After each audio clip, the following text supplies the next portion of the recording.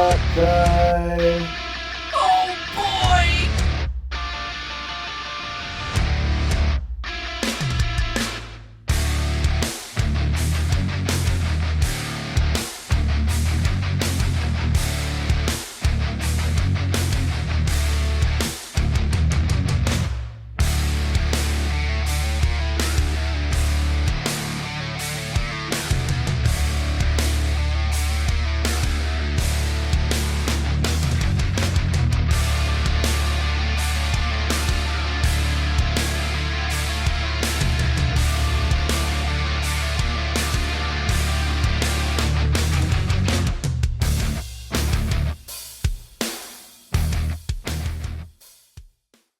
Hey guys, welcome back to another episode of Learning Trick Shots is a load of fun. This week we have another nice little trick shot for you. This one's a lot easier set up and in some ways a little easier to pull off. It can be a little difficult though, it is a touchy shot. But with that said, hey, just as a reminder, make sure to like, subscribe, hit that notification bell, and make sure to leave a comment because I do want to know how you guys are doing with these. And I also want to have, be able to communicate with you guys and help you guys get better at these if you have any trouble with them.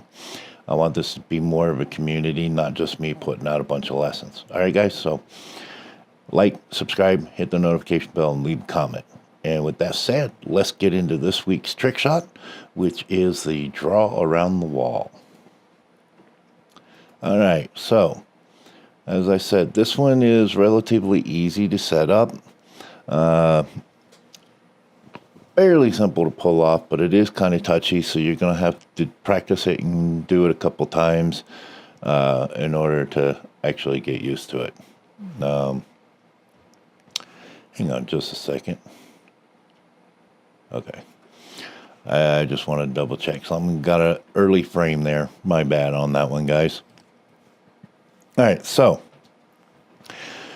let me get this up so you guys can actually see what we're doing here. There we go. All right, now, the two blocking balls right here, right? If you look at the diagram, you're going to see that the edges are even with that first diamond on the short rail closest to the pocket.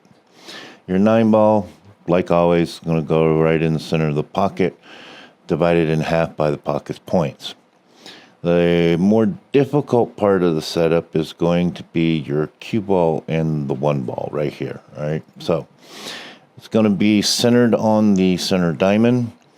Your line of centers for the cue ball and the 1 is going to end up pointing down here to about half to 3/4 diamond. And that is so that once the cue ball makes contact with the 1, it pushes off to the side to give it the time for the draw and the spin to kick in to get it back for the 9-ball. All right, that is pretty much the setup. See, I told you the setup was pretty easy for this one.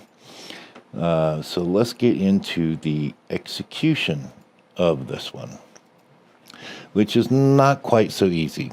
As you can see, we're going to be using about a 5 o'clock spin again for this shot. This one you're going to be using about 2 to 2.5 rail speed. You're going to want to try this a few times. Again, it's also going to depend on your table and the conditions of the table. Some tables slide a little more, so you might need to use less speed, etc., etc. Just give it a shot, give it a whirl, see what works best on your table.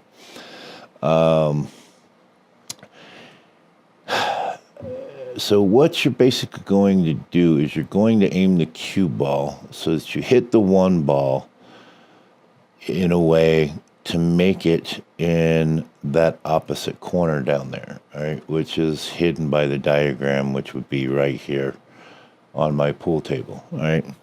So you're aiming to make the 1 there. Actually, you know what? Let me go in here and move this diagram over so you guys can actually see the entire thing happen. There we go. Sorry about that, guys. So yeah, you want to aim the 1-ball so that you make it in this pocket here, right? By putting your 5 o'clock draw on this, cue ball is going to hit the one, come out around these balls, and curve back in. Now, I get so much spin on this one that I end up actually hitting the short rail right around here and then spinning over into the 9 ball. All right. Ideally, you want it to come out and around and spin in and catch the right side of the 9 ball, so the cue ball hits that 9 ball and comes off, hits this rail and comes out. All right. That's the ideal, right? But the point of this is to make both balls, the 1 and the 9, right? And that's what you're trying to accomplish. Whether you hit the short rail first or end up hitting the 9 ball first and then hitting the long rail, doesn't matter. As long as you make the shot on this particular one, you don't want to scratch. That's the only thing you don't want to do. So, with that said, let's go ahead and get into this. Let you guys see this trick shot unfold for yourselves.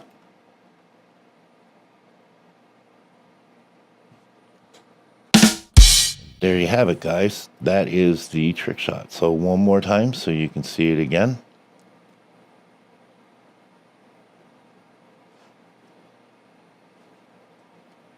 And there you have it, guys. The draw around the wall.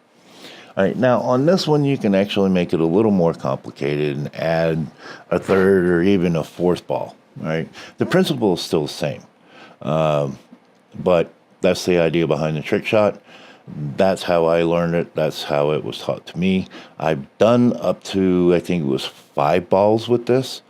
So it can be done. You just have to experiment, play around with it, check it out for yourself, see what works best for you. All right, guys? So with all that said, like, subscribe, hit the notification bell, and leave a comment so that I can help you guys if you're having any trouble with these. And with that, we'll see you again next week for a new trick shot, guys. Have a great week.